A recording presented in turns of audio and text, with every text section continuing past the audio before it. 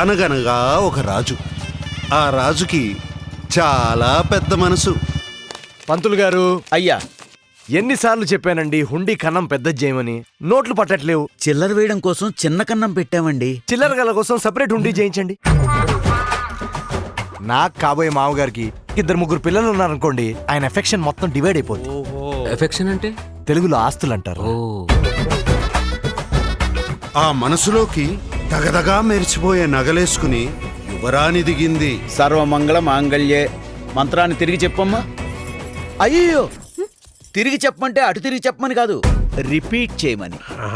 అమ్మాయి చాలా తెలివైంది. అమ్మాయి చదివింది ఇంటర్ దాకా. సంతోషం.